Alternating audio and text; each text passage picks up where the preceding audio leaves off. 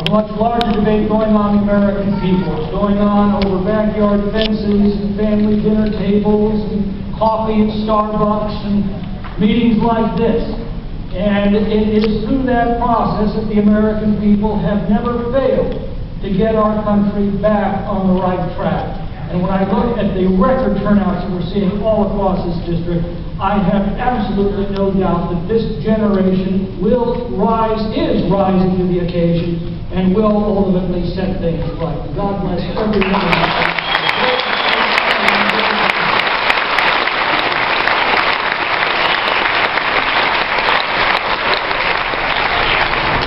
Let me begin just with a poll here.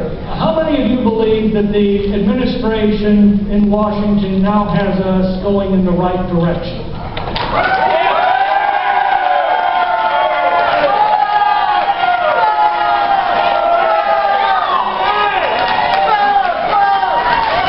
Now, how many of you think this administration has our country going? Both parties suck!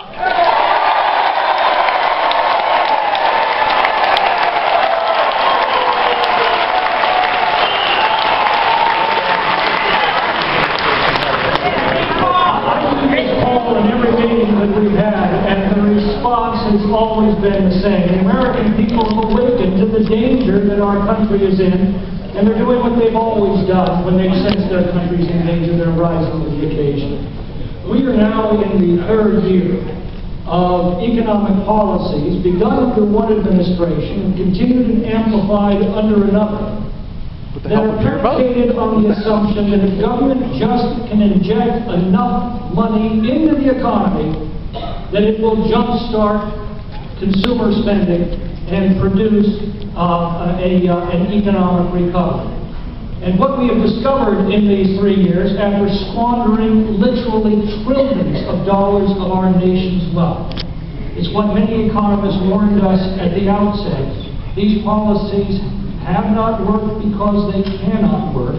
Government cannot inject a single dollar into the economy that it's not first taken out of the same economy. Wow. It's true.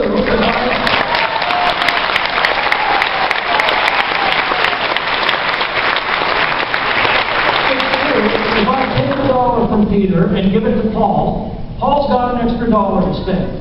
And he's going to take that into a local shop, and the shopkeeper's going to order more inventory, and the manufacturer's going to order more resources. That dollar will ripple through the economy. That's true.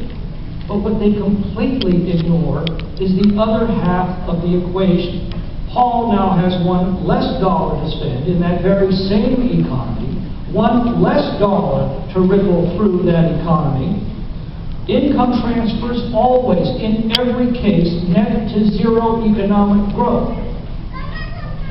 In practice, they net to much less than zero economic growth, because we are transferring huge amounts of capital from decisions that would have been made by the individuals who earned that money based on the economic return on that dollar, and we're transferring it instead to politicians who are investing that money based upon the political return of that dollar. And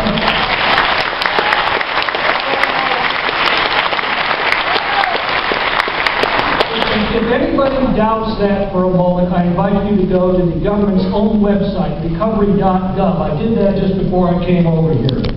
And you will see, according to the government, it has spent $31.8 billion in California to create jobs.